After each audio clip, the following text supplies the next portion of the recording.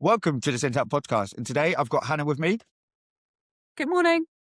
and we are going to be talking about, well, a bit just Hannah's journey, really, and offer that, we'll pinpoint bits in that. And I think it's just without spoiling her journey, I think everything's relevant to what we'll be talking about off of her journey. So without further ado, I'll pass over to Hannah and let her explain a bit about her background, her role as a Send mum and work and stuff like that. Fantastic, thank you. So I've come from quite a unique perspective, quite a privileged perspective in the fact that I work with SEND children both professionally, academically, and personally in my own life experience, which I think all three together just, is amazing that I come with those different perspectives. Yeah. As a professional and as a parent, I see it from both sides. So professionally, I've worked as a SENCO, as a teacher in early years provisions for children with complex medical needs. So that's my real kind of passion, my drive is to support children in accessing the most appropriate education. I think that's really, really important. It's every child's right to an education, but it's every child's right to have the appropriate education, whether that's mainstream or whether that's specialist provision or something in between. So I've kind of carried on that passion in terms of I'm now a PhD student. So I'm doing a doctoral thesis again in early years. That's kind of my hat is early years and SEN and inclusive education. So again, my thesis is based on the voice of a child. So really advocating for children's rights and looking at children again under the age of 5 and making sure their voice is heard. And it's not necessarily a verbal voice. It doesn't have to be that they can talk. It's really about capturing what children are thinking, what they're feeling, what they want, what they don't want through kind of really getting to know children, getting to know how they choose to communicate, whether that's through signs, whether it's through vocalizations. So again, that real passion about capturing children's voices and making sure their rights are heard. And then off the back of that, again, I'm very fortunate that was my background. And then I had 3 children of my own, all autistic with a sprinkle of ADHD. And my youngest also has medical needs as well and is tube fed. So again, for me as a professional, having done that already, it wasn't as daunting when it came to my own children, although still very scary, tubing in a child, but it kind of put me in good stead for that, which then also as a parent made me be able to advocate a little bit more for my children. Although that was still a really steep learning curve for me. I say, yeah. So for what I kind of similar to you was had the professional and then the real lived experience, but I couldn't believe that how much I couldn't transfer over in a sense of I still was a parent, not they saw me as a parent, not a professional with any kind of this knowledge. And it's like I knew about the diagnosis, but I didn't actually help me at all getting the diagnosis or anything along the journey. No. And I experienced that quite a bit. Fortunately, I'm based in Cornwall and there's quite a small circle of professionals in Cornwall. You've got a lot of budget cuts. And so professionally, I worked with a lot of the professionals. So the professionals I'd previous worked with knew me and they kind of took my perspectives on board, which was really validating. It wasn't that you're just a parent that knows nothing and we know better.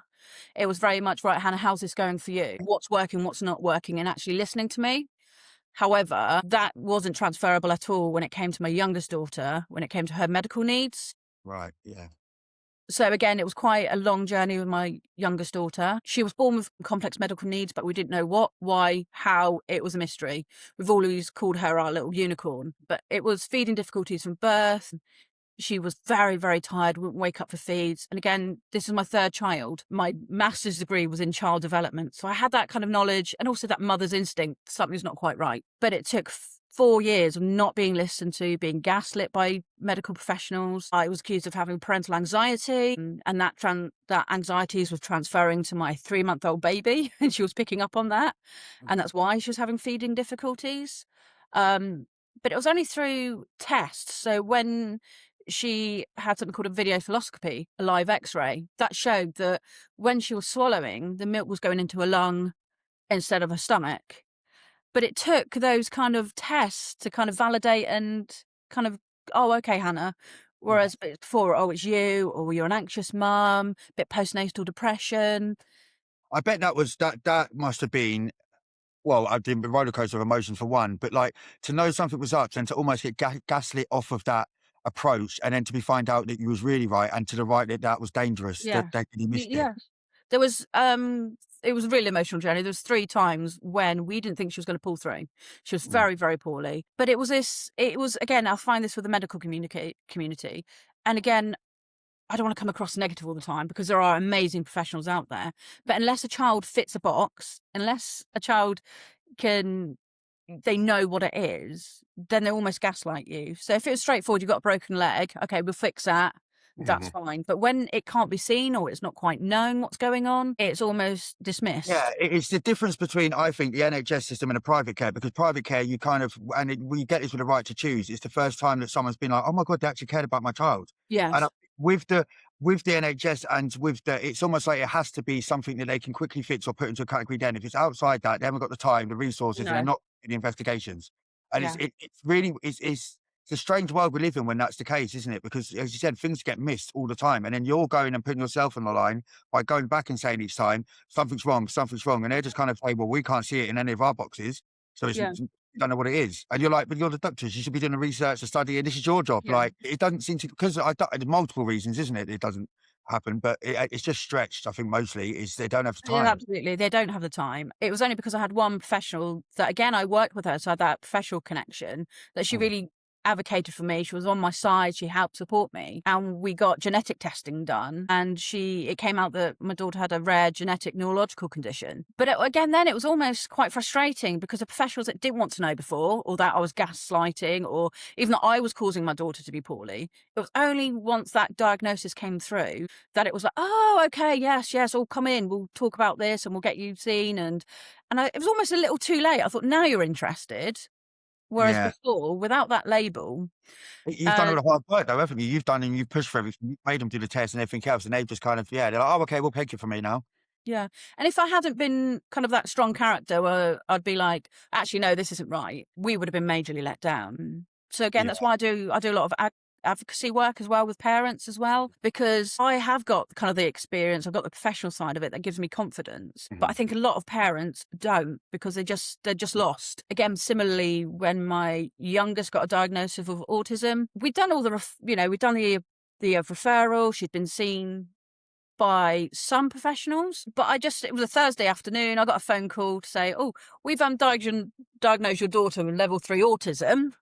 Have a great afternoon. We'll send some information in the post." Yeah. And I kind of thought, well, one, I didn't know that meeting was happening. Two, I know enough about autism that I'm like, okay, we can work with this. Mm. But then I kind of put it in the perspective of a typical parent that may not know about autism, may not know what to do next. How awful would that be? Yeah, so that you didn't even know that that test was gonna go ahead, No, no. and it's that, I mean, yeah, that could be frightening, isn't it? If you didn't know what was coming with that, and because you do get left. I couldn't believe I personally believe it myself. I remember my daughter getting diagnosed, and it is that sheet of paper with just links at the bottom Yes. in the diagnosis. "Yeah, we've had spoke today. Yeah, we think this is," and then just links and links and links that go to generic. What does that mean to my child? Like, even that What does it question. mean for my life? What does it mean Yeah. for education? They don't even give you anything like helpful, like, "Oh, here's a DLA form. Here's get DLA." Like, do you know what I mean? Yes. There's nothing, like, linked to it at all, is there? You find it all out on your own. No, and I didn't even know about DLA, and which again was really strange for me because I was within my job before my children, I would help parents fill out DLA forms. Yeah. I would provide evidence as a parent. But it was only when a nurse I was looking after my child went, "Oh, obviously you claim DLA." I was like, "No." She goes, "Why not? You're entitled to it." And again, it just wasn't on my radar to Yeah. think. And again, I think a lot of parents out there as well don't know what support's available or don't know Yeah. what their entitlement is. Yeah. And I know it can be quite a controversial topic when it talks about benefits and Mm. disability, living allowance for children. But unless you're in that world, you don't get it. I mean, in terms of my children, they do have DLA, but that makes life accessible for them. All three children are autistic, all three restricted diets. So again, I am preparing 3 separate meals a day for my children. I think as well, anyone that's got DNA, I've always would always trade that out to have their children have a normal life. Oh, And absolutely. that's the thing, isn't it? Like, it's not money that's ever gonna be. But like they think that's gonna get you the new cars that you're gonna be paid for to get the big houses. Yes. It's never enough because again, maybe there is some small percentage of people that have managed to get that, but I highly doubt Yes. it because your life is a mess. And I said, as you said, little things like having restricted diet, that could mean like one meal for waitress that they'll only eat. Like, Yes. there's gonna be £4 or something up to £10 a day. Like, Yeah. or a takeaway. Some kids don't even eat anything but a certain per chips from Yeah. takeaway. Like, the little everything adds up, doesn't it? And that would be one element of God knows how many to your child. Yeah, come to clothing, particular clothing they'll wear, clothing they won't wear. And I think it's a real misconception as well, where I get a lot of comments. Oh, you're giving in to them. You know, you're pampering them, or no, no, no. They'll eat if they're hungry. That's my favourite. They'll eat when they're hungry. No, they won't. If it's something they will not like. That's the difference, isn't it? They Yeah. will starve without that food. Like, Yeah. So it's not giving in to them. It's not. Some people think it's luxuries. It's not luxuries. It's daily life. It's getting through the day. I Clothing. think the easy way to explain it from my point of view, from having autistic and ADHD, is the profile even of food is completely different. It's almost like you have, Yeah. when normal people have 3 senses, like people with autism have 7. So you're fighting on. It's not just about Yeah. the look, the smell. It's also about the texture. It's also about that's why they can tell. And my kids can do it, and I can do it with certain things like different brands, because Yes. it's not about being fussy. It's about that's made up different. It feels different in their mouth. Yes. So It tastes that's different. acceptable to It's, eat. And then if it's different, that's anxiety, and I don't know what that is. So yeah. there's a lot of anxiety and again, it gets worse with control, and there's lots of factors into that, isn't there? Like, it's not as simple as just not as giving in and giving them the luxury food all the time, because again, could anyone else do that? So if that's the case, okay, it might be a high-end food you're getting or whatever. Could you eat that every day? That's not normal. No. Like, if like people couldn't do that, like, it's not normal to eat the same thing every day. Like, No. that is a restriction. Like, think of how many you're just getting the same minerals every day from whatever that milk gives you, which is probably not enough. No, it's not. Although on that side of it, I was really worried about my son. He was a typical beige food eater. He went through a period of just eating potato waffles and chicken nuggets. That was it. And I thought, right, this can't be good for him. This can't be good for him. So again, finally got a referral to a dietitian about 10 months in. I was thinking, right, this is going to be life changing. They're going to give me all this advice. We're going to get him eating. And they were just like, well, he's eating. It doesn't matter what he eats. If you're worried about his nutrition, give him some vitamins. And I was like, right, Yeah. okay. Yeah. Okay. There was I no. mean, I've not worked with dietitians for a while, but I do remember that it's very, very, it's just generic advice, isn't it? Stuff that Yeah. it's very basic. Or just give them meals. Or here's this. Or you can have this drink. Let them have this drink. You're like, they won't touch it. It's new. Like, you don't understand. Yes, let them play with food, let them explore it, let them. But that's Yeah. great, but still I not think the making them eat misconception it. comes from, again, it's that everyday parenting, that people think that because you get that in everyday parenting, kids being fussy, they assume that it's similar to that, just got a name or label to it now. And it's Yeah, not. It's completely different makeup, completely different complex. no. Like, it's not just I'm not gonna eat it and I'm really stubborn about it. Like, Yeah. it's not. No, and I think as well, that's another kind of big debate at the moment as well, isn't it? More children are being diagnosed with autism. Again, that old age thing of, well, it wasn't in my day. But again, that's because we've got more awareness. We know it's there. You know, at one stage, we didn't know Pluto was there. It was only Yeah. through kind of scientific advancements that we were able to see it. And I think that's the same with a lot of. Yeah, like it's with like 1800. It always shocks me that modern medicine's only been like 108 years old. So you're telling me Yes. before that people didn't even know about airborne diseases. So things No, change but it was rapidly. there. Like, do you know what I mean? You're telling me for over 1,000 years before that, people would be like, "Nah, it doesn't come from the air." You're mad if you think that you could just breathe the Yes. conditions, and that's what's kind of happening, isn't it? People just Yeah. resistant to the change of life has changed, and also I fear. People underestimate. Back in the day, you'd get hit, you'd get this, and parents do Yeah. that too. Do you not think fear would cure most things if you're that scared? Yeah. Like, so think of like any kind of soldier or anything going to like prisoner of war camp or anything. You can kind of break a character through that kind of level of violence or Yeah. intimidation. And then that was what was happening. So you might not have seen the symptoms as strong because they were Yes. beaten out of them, literally. Yeah. Well, the other side of it as well, again, quite controversial, but back then, Victorian times, children were put in asylums for Yeah. mentally ill. That was so again, they weren't in schools, they weren't in the society, in the Society. community. It was They were never hidden welcome. away. Yeah. They were never welcome. They were never part of it, were they? No, no. And I think that's what's changed. It's not about, well, yeah, you just think a child's misbehaving or is naughty. No, no, no, it's not. And I think we get that a lot as parents as well. It's a Yeah. parent's fault. I mean, at one point, to be even put on the neurodivergent pathway, I had to go on a parenting course. So it comes back to that again. It's that parents are to blame, or it's because of the way they parent that the children's like this. And I just Yeah. think that's one of the biggest, I And think, it's like the barriers. evolution. I feel like I've got a theory about this being evolution, like ADHD and autism, and it's something that we just need to, that we're going to do because it like kind of works. But it's almost like what's happened is, so when you said about the asylums, that'd be like really non-typical, non-verbal stuff like that, wouldn't it? And it would Yes. also be learning disabilities, a lot of it as well. So Yes. it'd be learning disabilities, or you'd have high functioning, which means you could do all of the maths and everything else and you was fine. You just had a little bit of little bit of traits. Now you've got people that have got combined both. So people that can do the GCSEs but have got the non-verbal level of autism. And this is like the in-between bit, and they're in the schools and they don't know what to do with them. No. And I think that's the dangerous part, is Yeah, those through in-between like children. generations as well of this coming through. I think it's evolved into now you don't have to have the learning disability to have the autism traits, where Yeah. you used to be sort of similar to like it kind of. I think it's evolved into the point you can have it functioning, and I think that's where we're at with a lot of the kids in school, where it's like the in between stage where they're like they don't understand that they can sit there and do a maths test and do GCSEs, but they also can't stand the light in the classroom Yeah. because it doesn't It fit just with what they doesn't know. make sense. It doesn't, and again, I think that's the dangerous part side, like I said, it's those children that are in between that, aren't high functioning, Mhm. but they're on the other end, they're not non-verbal, but they're just in between, they don't again, it comes back to they don't quite fit in a box, so that's That's right. then when it's like, "Woo, what do we do?" And if we think about it, the education system hasn't changed since the early No. 1960s, 1970s. The curriculum itself hasn't changed. It's all about conformity, mass education. I mean, as a parent, I struggle having 3 children here on my own. As a teacher, when I was teaching, I was in a classroom with up to 32 children on my own. And in amongst that, you will have children that, they might be unwell. So then your attention goes to them. You might Yeah. have a child that's just moved home and that's quite distressing for them because it's a big Mhm. change. So again, they need a little bit more of your time. Yeah. But then you've got children that are undiagnosed SEN, that could be disruptive in the classroom. And again, where do you go with that? You have 32 children. You don't have the time or resources I think, yeah. to I support think them. that's the if I as much as I battle teachers on a daily basis, the one that I will give them is that teacher is the class size for everybody, even Absolutely. that is the number one thing that needs to change. And if that doesn't change, you're right. There is no way that you could actually care for 30 children without SEND needs. If you took the SEND Yeah, needs out, just about illness, trauma, someone's parents has broken up, exactly. someone's getting bullied, someone's just fallen out with their girlfriend or whatever. You know, there's so many dynamics in that classroom already, and then there's the personalities, and then the way that they learn each. Yeah, So unless you do that pinpointed learning, I think that's what's wrong. I think it needs to be person-centered care.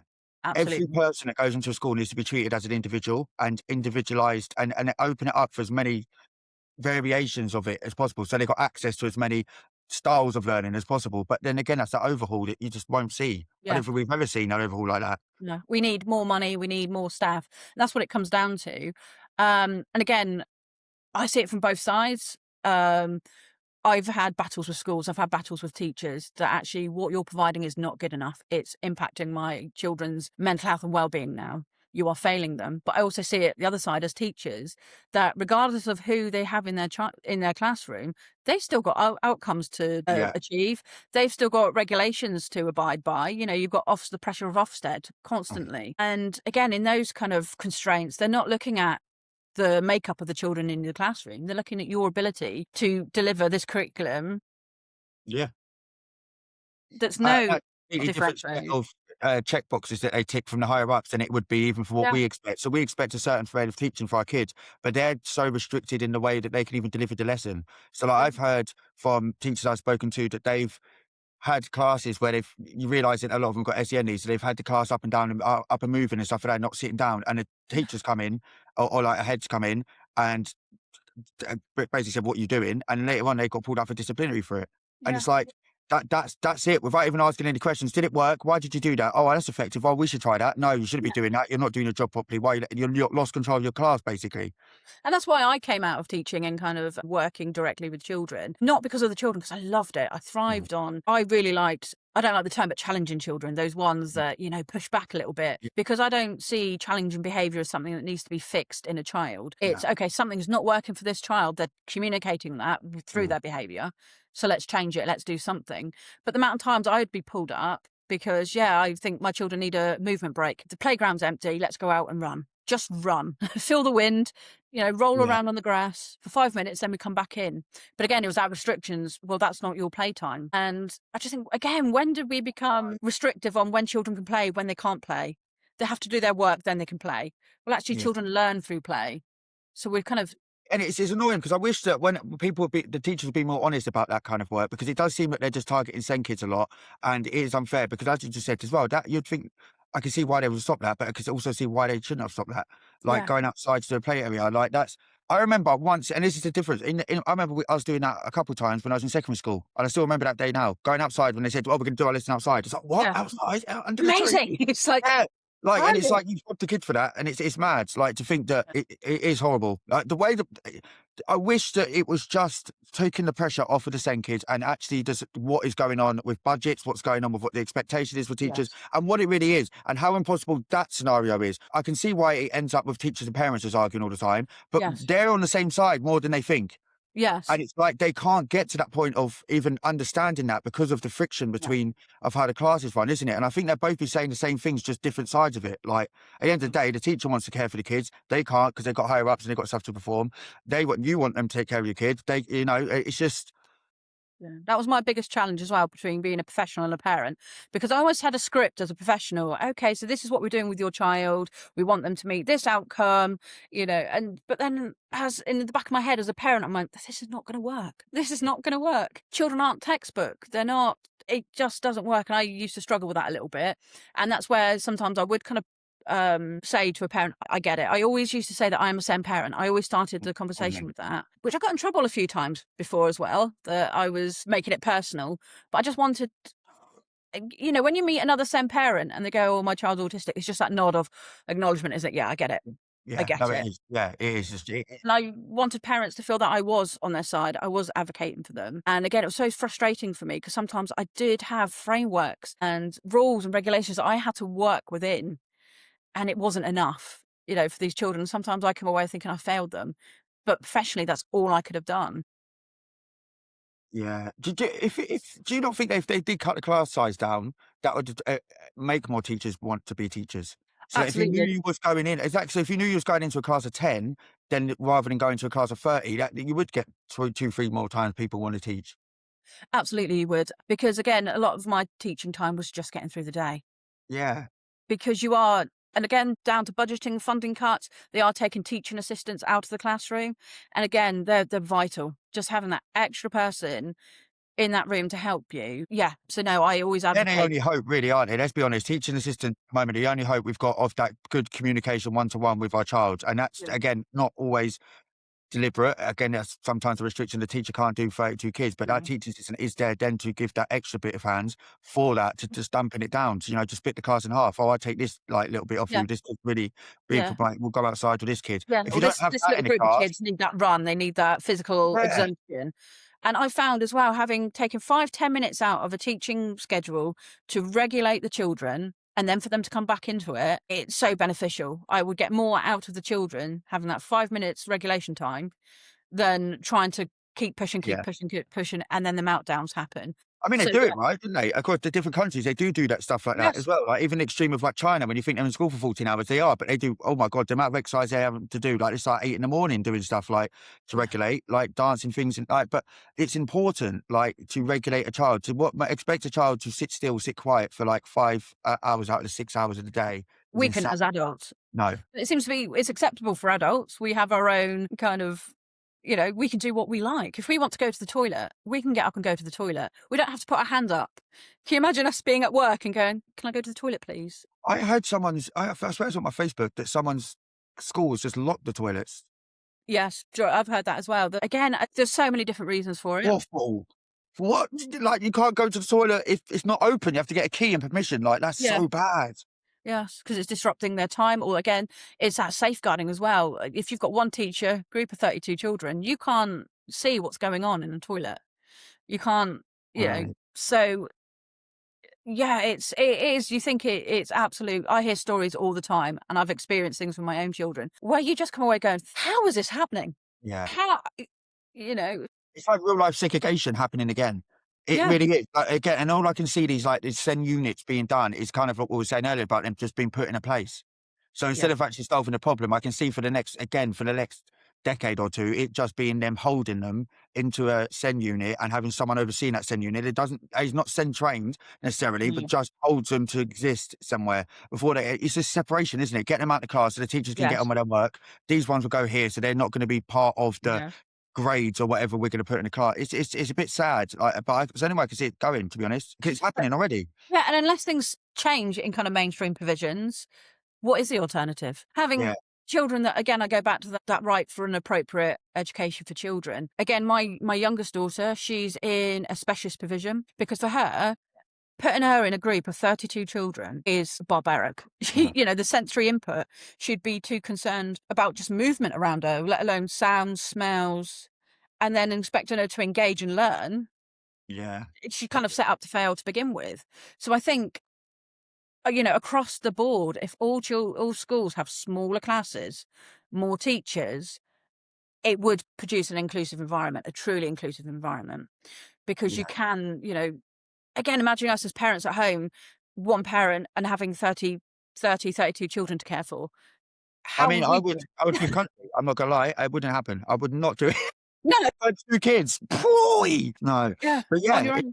is that like that, isn't it? With the schools as well, I do think that, like, where there's if they realised how much with ADHD, a diagnosis and a medication for that diagnosis would stop immediately everything they're seeing in school, I don't know why they're not so quick to give and push the diagnosis for ADHD. This whole Yeah, gatekeeping about because it comes with EHCP and stuff like that. I don't think they understand. Like, NHS is making it hard enough already to get medication. yeah, Medication, if that was instant, so if you got diagnosed and medicated, oh my God, that early intervention would save so many going into secondary school with like, oh, I'm dysregulated and they get the 10 times attention.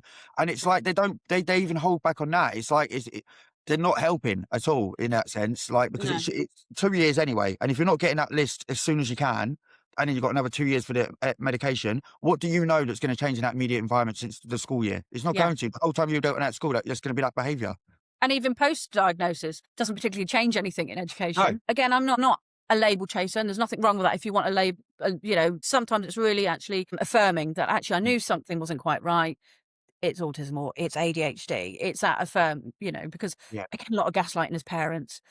But also I see labels as educational currency, and it shouldn't be, but that's how I view it. If you've got a diagnosis, if you've got an education healthcare plan, you'll get support in a school that's not there without it. It's harder to suspend or expel a child if they've got an EHCP that states behavioural challenges than it Uh-huh. is with a child that doesn't. It's so easy to go, actually, we can't meet, and this is a lovely term that schools use, we can't meet the needs of this child. We can't keep them safe, so they can't be here. So that's where the exclusions come in. Actually, if a child has an education healthcare plan, if they've got a diagnosis, then it's much harder to do that. So that's kind of where the resistance comes from then, as the school, I'm not saying teachers, the school No, hierarchy of why they didn't want it. yeah. Like, Well, education healthcare plans are statutory, so they've got a legal responsibility and a legal accountability. It yeah, makes it much more harder than saying, actually, this child hit another child. It's not appropriate. It's not acceptable. We can't have this child here. Actually, why did they hit that child? It's they have to ask the different questions, yeah. So you can see then that why there is that they're reluctant to get EHCPs put in place or the diagnosis done, because then I think schools then see it as you said, it's currency for us, but it's a debt to them. absolutely. So that's exactly why they're trying to kind of resist it, I think. And not always one they can meet. Again, I'm on both sides of the fence. As a professional, as a SENCO, 95% of my job was paperwork. I wanted to be working with the children. I wanted to be down on the ground with them, playing with them. But that wasn't the important part. The important part was that paper trail. Yeah. And I thought, how crazy is this that I'm sat in an office as a SENCO supporting children, but I don't see them. Yeah, no, that's insane. Because I would imagine it'd be like that as well, because the Senko's job is so big compared to, like, I reckon you should have one for each year, like, ideally. Absolutely. Yeah, not one for a whole school of up to 500-600. It's insane. That's Yeah. just setting you up to fail straight away, isn't it? What is actually, I touched on that. What is this local government, local authority and mainstream school war? That this seems to be caught in the middle of the world, isn't it? Because Yeah. what I've seen is it's like a tennis match, and what the local authority have done at the white paper has just passed the ball back into mainstream school. So Yes. instead of solving the problem, it seems like they have like they seem similar, but they're not. They don't even like each other. No. Like, the mainstream push to local authorities about doing stuff. The local authority with a white paper basically just said that mainstream are going to meet all these needs, and if they don't, they should. Yeah. Because again, it's going to take so much more. Like the SEND has been in crisis for 20 years at least. It's not working, but it's going to take money. It's going to take time, and it's going to take a big overhaul. Again, they want a quick plaster fix. Actually, that's a lot of work. That's going to take years to achieve. We need to, particularly if we want to get into the next, politician round, if we want to be voted for, we have to show that we're doing something quite quickly. Usually within that 4-year term, they need to show that actually keep us in power, keep us running the country because we've done something. Look. So again, it's that political stance. So they're saying by 2030, I think it is, they want a lot of children with SEN in mainstream provisions. Okay, brilliant. How are you going to do that? That's, are you going to change your curriculum? Are you going to change class sizes? How? And we'll get back to you on that. Yeah, and I didn't even think if someone else another political party that's too different to that one comes along before 2030, then that could just be all up in scraps anyway and mean nothing. Yeah, and there was always, in terms of curriculums, national curriculum, early years curriculum, changes and updates would be made every 4 years. And that would be dependent on who's come into power. You think, okay, we've been doing this for 4 years and actually this is really good and this works. But now somebody else has come in, it's not working. No. And Well, a lot of the support they've had as well, someone mentioned to me the other day when I looked into it, it's Richard True, they had all this before. Everything they're putting back in now, they used to do. So they used to have speech and language therapists in schools. They used to have the little units for the SEN kids. And it's almost like, as I said, it might be the 4 years, someone's take over, goes, well, don't do that. And they've come back and go, no, we just go back to this. Yeah. And it's like, well, you already had it. You already had that. And you moved put away it under a different term or, make it sound all shiny and new. And I think we did that 10 years ago. Yeah. That's how we should be going back. We let children be children, I think, as well. Again, that whole thing of children being school ready at 4 years old. It's madness. It's, they're 4 years old. And again, a lot of children don't get diagnosis until they're after 4. So again, they're being placed into schools that aren't ready for them. It's not about children being ready for school. Schools are not ready for 4-year-old children. Yeah, I've heard a lot of them horror stories with the early years, actually, when they don't get the diagnosis in time, even though it's obvious. So like non-verbal children going into a mainstream setting that are still in like nappies and stuff. And you're like, that is frightening because what a scenario you're putting that child through. Do you know, like, horrible that is? Like, that's safeguarding. Kid can't talk, like, and you're going to primary school. If anything happens to that child, he can't express it. And you ain't got no one in there to be able to communicate with that child. And again, that comes back down to, with diagnosis and education healthcare plans. Currently, to be able to attend a specialist provision, a child needs an education healthcare plan. Without that, they will be going to a mainstream school. So again, you could potentially have a child non-verbal, still in nappies, can't meet their own self-care needs. They will be put in a class with 32 children with no support, no teaching assistant, no. And that was my concern for my youngest child.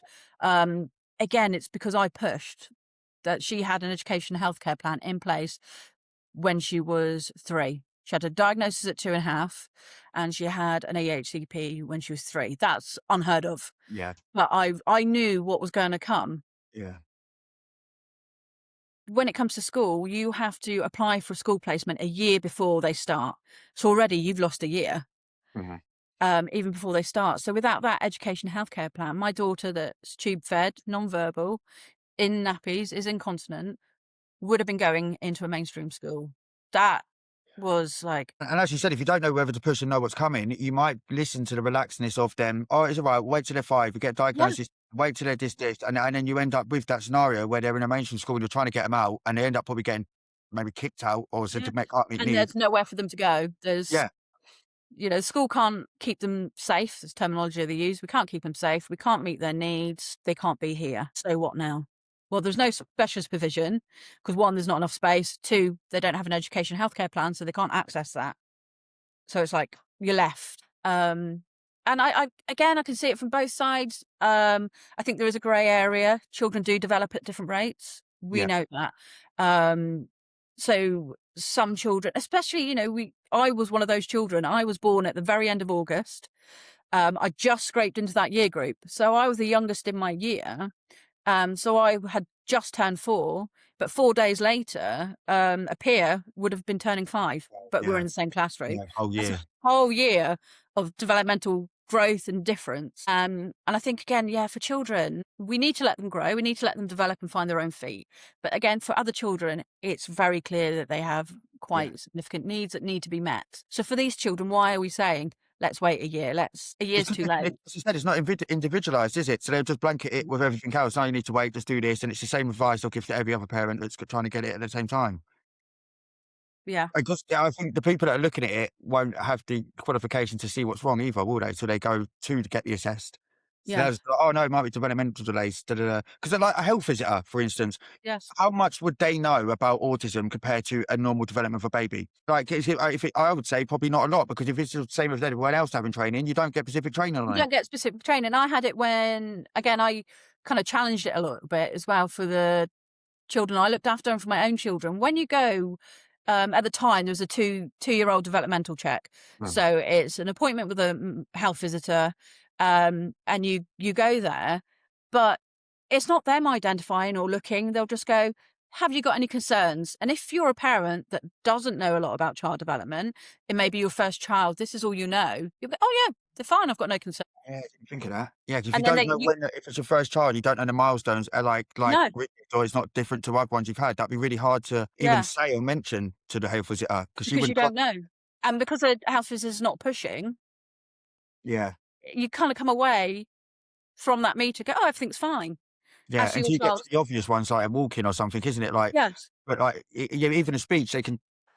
Yeah, I suppose that's, yeah, you're right, because well, I that'd be think a very hard lot for of, a new parent to kind of get into a health visit, to try and even get into alert on the developmental delays. So you've and got no unless it's, the that's why diagnosis. I'm a strong advocate of early years, because early years practitioners are often the first professionals to come into contact with your child. They know about child development. They know what's typical development, what maybe not be typical development. So again, they're key professionals for your children to work with for that early identification. But then not everyone is able to access early years provision. Mhm. And, the first experience of a child being in an education provision is school, it's reception class. So again, you're almost starting right from ground zero. So it's, yeah, No, that's a very good point as well. When it comes to early years, I think that they do get it right a lot. I think if you look at, it's really weird because it's like either side of schooling, there's people that get it right, early years and college. yes. It's like, and then you even, I'd say uni as well. Uni's very Yes, accepting. on the site, yeah. Did you get all the support you wanted to get? But school is not. So again, the early years, it's a shame because I've seen it even happen with my own daughter, that you get the support or you get the people saying it. They go to the next Yeah. school and it's almost like it's forgotten about or left or starting from scratch, or then, okay, what does this mean in this setting? And it's like nothing carries over from the early years to then to schooling years, does it? No. And I'm a real strong advocate of that. I really think it should. I think early years should continue until a child's 7. I think Yeah. full schooling shouldn't start until after the child is 7 years old. I think that 0 to 7 children should be in earlier settings where we have a little bit more freedom in terms of curriculum. We have free flow play, so children can access the outdoors area anytime they want. It's not about, oh, it's playtime now, you get 20 minutes outside, then you're coming back in. Rain or shine, children are outside playing. Yeah. They're engaging, they're learning, and I think that's so key. There's an amazing, I have to try and find the resources, amazing X-ray of a child's hand between a 4-year-old and a 8-year-old. The younger children, their bones aren't fully developed in their hands, yet we're expecting them to hold a pencil at 4 years old. But physically, Mm, structurally, they're not developed to do that. that's a good point. Yeah. So Yeah, no. again, let children play with Play-Doh, build those fine motor skills in terms of getting ready to hold a pencil. It's almost we're asking children to run before they can walk. It kind of turns all of that off, isn't it? Because you go to early years, you get all of that kind of Play-Doh sort of thing, which then would lead into the college work of mechanics, construction, Yes, or. But you have a big break in the middle where you have to turn it off. Like, so that yes, development and that kind of style of learning, you just go, no, we're not doing that anymore for like the next 10 odd years. And then you go back to it afterwards and like, okay, yes, what do you want to do now? Like, oh, I want to fix things. And you don't have to do any more paperwork. You're like, what was the yes. point? Like, Yeah, and again, I found it with my son as well going through that. He struggled in school. I even had his educational psychologist say, just get him through. That's yeah. all the advice I can give you. Get him through. He'll be fine afterwards. So we did struggle. He struggled academically excelling. But again, it was that conformity, that sameness. You will sit and listen for 2 hours. So he Mhm. struggled. And then at college, I thought, oh, brilliant. He's going to fly now.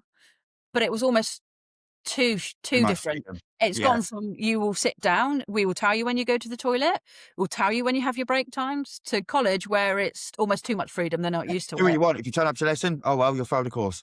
Yeah. Like that, innit? Yeah. You don't have to wear a uniform.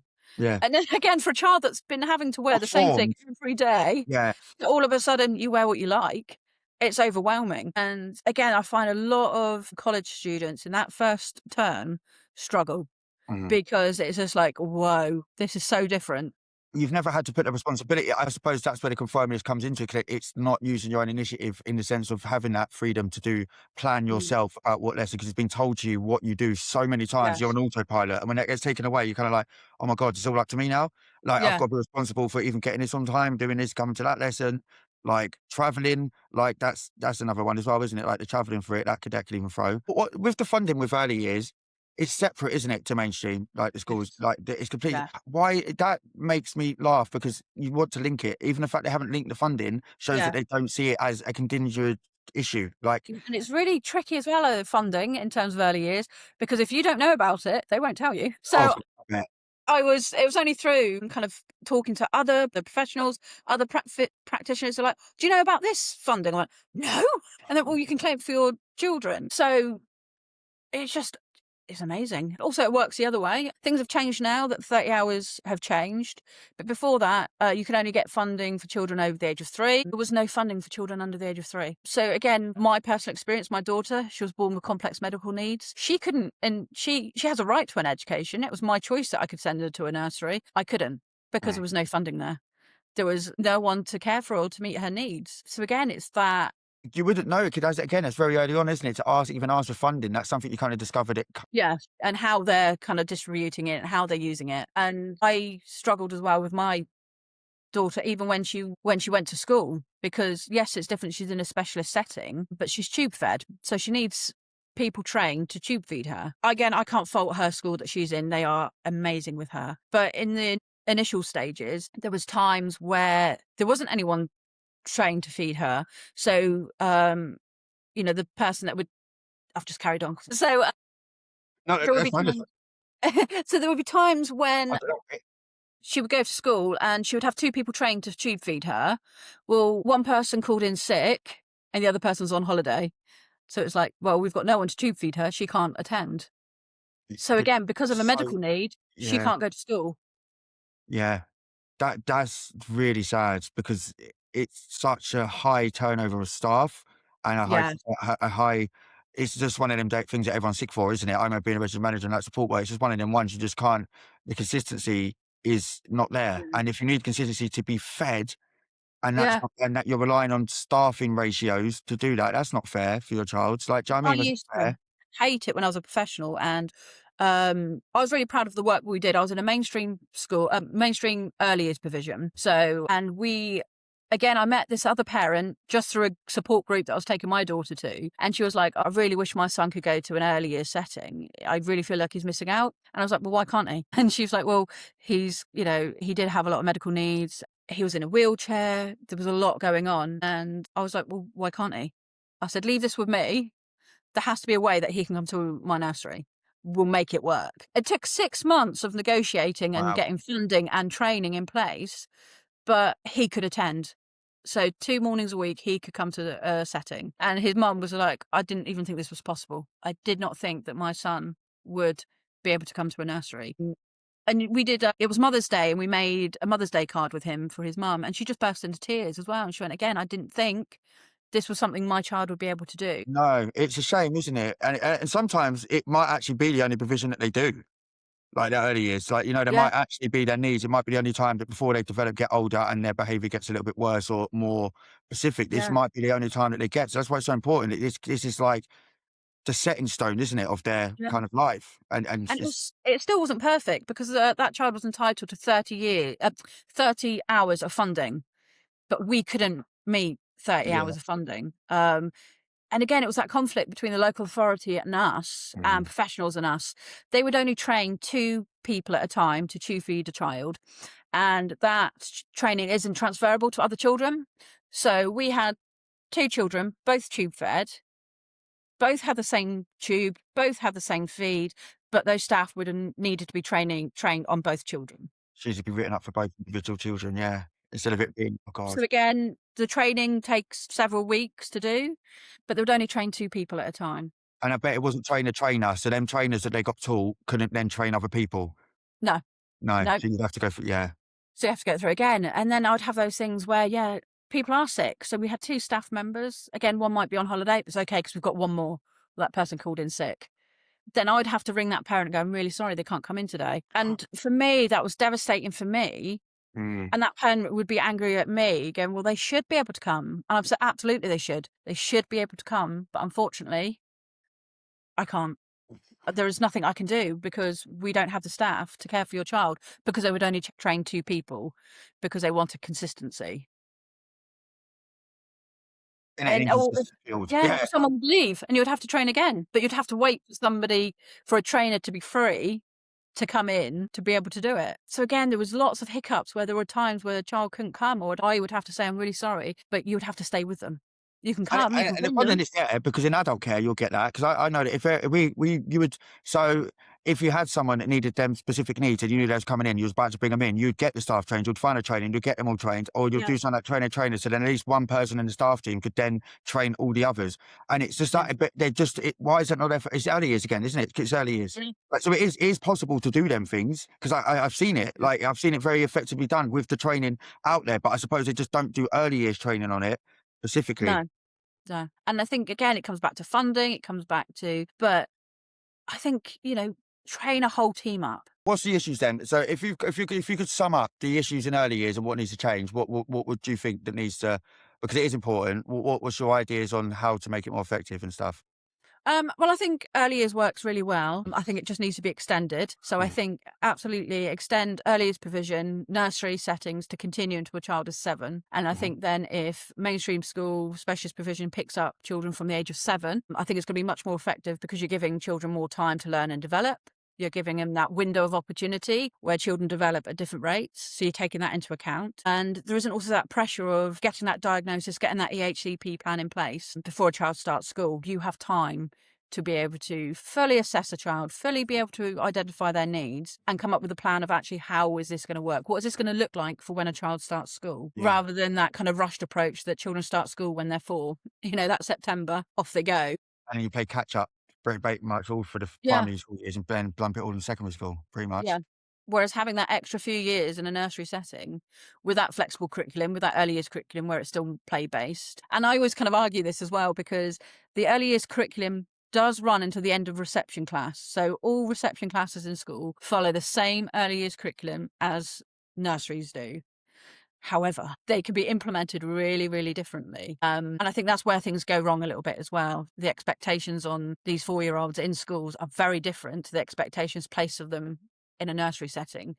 In nurseries, children can wear trainers. They go to school.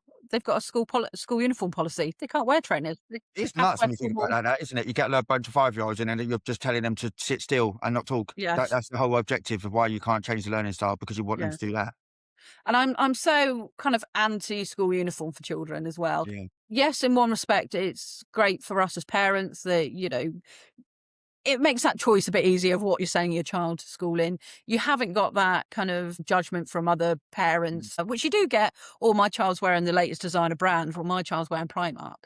Yeah. It does take away that aspect of it. But also, I think there should be more flexibility in a school uniform in the sense of not all children are comfortable in shirts, ties, blazers, jumpers, No, I hate stiff them. leather shoes. And I really struggle with the concept of how is a child wearing a plain black pair of trainers compared to a pair of black leather shoes impacting the learning of them or others. It's not. As I said, it's literally Well, not. they're And that's what I comfortable. said. If you said to everybody, you can wear trainers to school, no one's gonna object. No. No one's gonna object apart from the higher ups. And that just Yeah. shows you it's pointless, isn't it? Yeah. There is no Even if you teacher just going to say, go, "No, don't let them have trainers in the classroom." Like, yeah, it's even if just you just say ridiculous. it's just got to be plain black. And then you haven't got that challenges of, having the latest trainers, because I think that was one of the debates. Well, if we say trainers for everyone, you're going to have children that have got like £400 pair of trainers and you've got someone that's got a £10 pair. But actually, if you just Do bring they that know all how back. much how expensive uniform is nowadays? Yeah, exactly. And this is my other point as well. Like, you're better off buying a late designer Yeah, sometimes than buying this cheaper. replacement uniform. Yeah, and it's just for a child to be comfortable, they're ready to learn. Imagine us, and I always use this analogy. Imagine us, it's a summer's day, we're in a wool thick, itchy jumper. We're not allowed to take that jumper off, yet we've got to Yeah. continue working. We're going to start itching, we're going to get uncomfortable, we're going to get frustrated, we're going to start getting angry, because it's uncomfortable. So imagine then a child who's autistic that's got those sensory needs, we're making them wear this thing that's uncomfortable. It's scratchy. It doesn't feel right. I don't like it. That's all they're going to focus on. Don't expect them to engage in a learning activity. They're And you not. never like uniforms in the adult setting don't exist really anymore unless you're going to the No. military.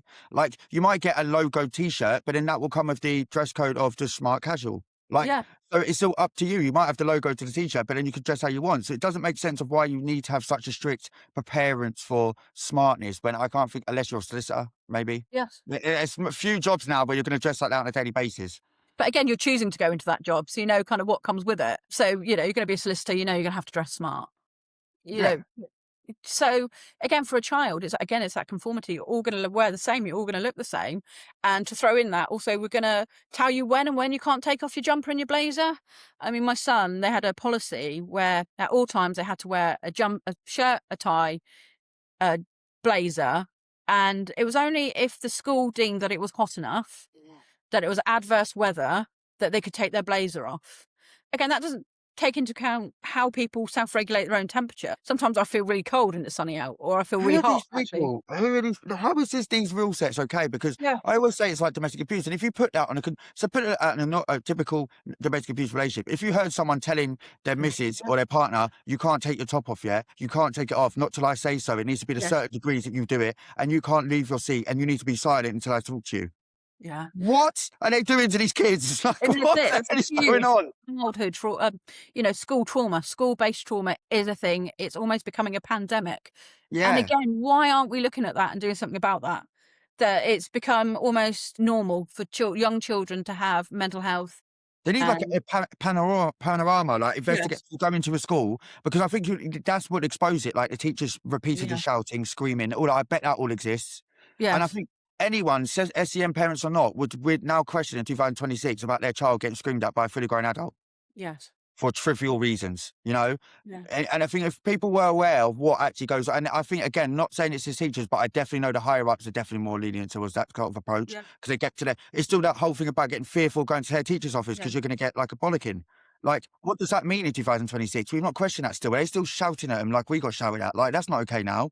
No, and the other side of that as well is that punishment as well. You've not been sitting still, because actually they're self-regulating, they're stimming. They might be tapping their pen, or that's self-regulation. They've got to do that in order to engage in that learning. But that's seen as a behavioural issue. Okay, you're being disruptive. I've told you to stop biting your tie. You're still doing it. Out you go. That child then's excluded from that learning opportunity, and then, like you say, they're then sent to the head teacher to be spoken to. And then put that in the context of a parent. Imagine if we sent our child out to be shouted at. It'd be a safeguarding issue. Yeah. Or you just have that parent lined up, like, oh, wait till dad gets back, he's gonna do you. They'll be questioning, what does that mean? What does when dad gets back mean? What does that entail? What's different to what you've just done? Like, do you know what I mean? Wait until the head teacher sees you. It's that. Yeah.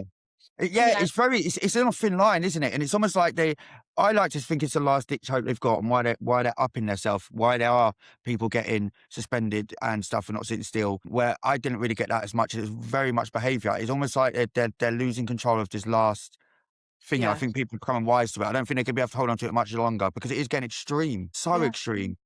Yeah, if you change the classroom, so children can choose where they sit. They can sit at a table. You've got standing desks. The child could stand up at a desk.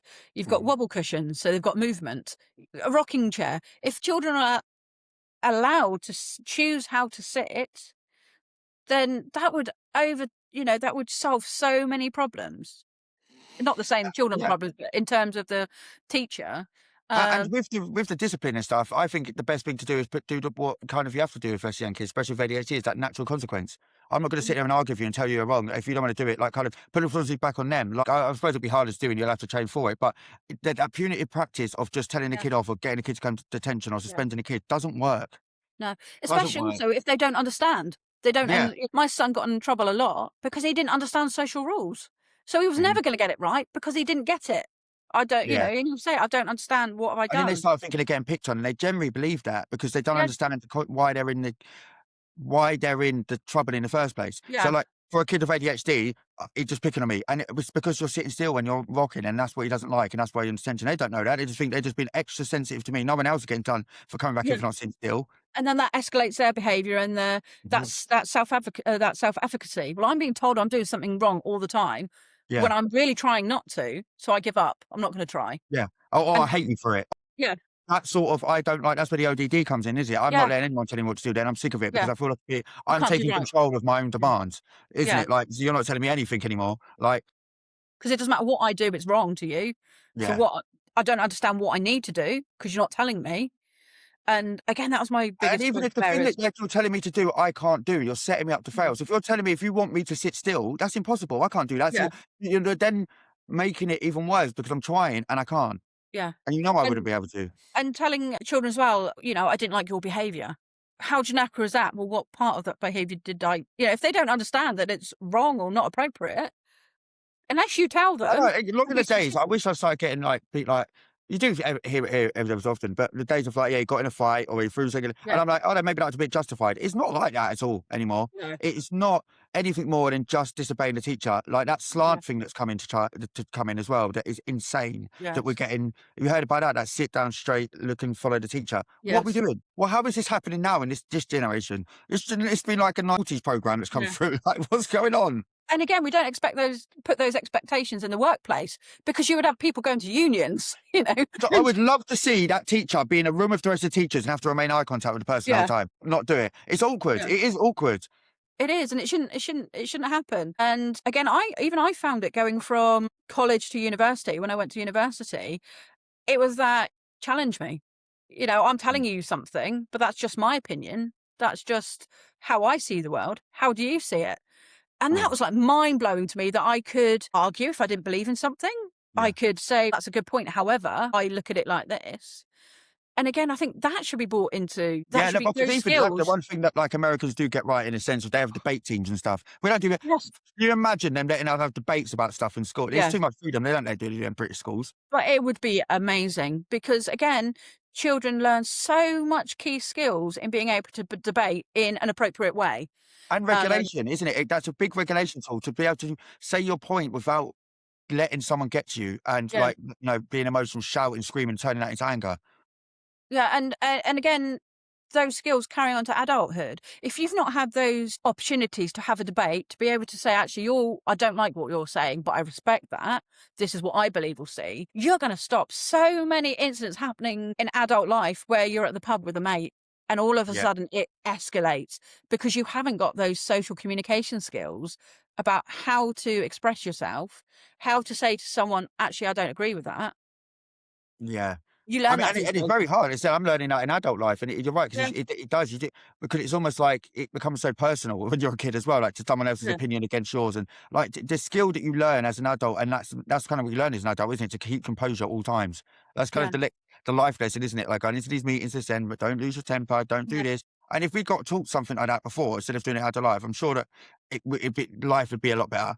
Yeah, Like we it's wouldn't in we wouldn't have the those escalations. power You that you could say even back that you could debate. Yeah, I think is what we're missing. yeah, and I think absolutely those conversations and topics as well should be brought in that are controversial. Yeah. Children are experts in their own lives, so let's talk about things that are happening in their own lives, whether it's taboo or whether it's, "Oh, that's too controversial," or they're too young to know that. They're learning it anyway in the real life, in the Yeah. real world, so let's bring it into a classroom. It would be good and to see what kids' opinions are because I think I tackle social media just to have that just say something that's happening in the world and see how many kids actually have any idea about it and then follow up with what they think is happening because then you Yeah, can correct it because yeah, that's the bit they don't they don't do they? They know it's awareness they avoid it. They won't talk about anything like that and the kids go with misinformation and it just grows and then you get like again the immigration thing's a massive thing that's going on at school at the absolutely. moment where people and kids are picking bits of that up and just tying it down to colour. Yeah, And then that goes into as I said, they're not old enough to understand the full facts, but they're aware no, of the little bits of facts, which then produces very much targeted behaviour and like racism and all of that sort of stuff. When I'm sure these kids aren't actually racist, it's just them they're but they getting don't know told anything. things and seeing stuff, and their understanding is what they've heard being told is being forced every day. And that I think is a big thing as well, that, we don't talk about racism or we don't talk about disability or because it's too sensitive or it's too Yeah, actually, it's right, better yeah. to do something and get it wrong in a safe Mhm. space than it is to do nothing at all. So Yeah. have those conversations. Let a child say something discriminative because that's all they've known. And actually Mhm. that's where you can come back, okay, Just this is what educate. you think. However, we don't use that term. We use this term because and explain why we use it and why we don't use it. Yeah. And I think that's really key, is letting children, and I think some adults as well, come back and have those. Okay, so you have this opinion. Where has this opinion come from? Yeah. It's not ignorance in the sense of not wanting to know. It's about what we're letting our children experience and what we're telling them.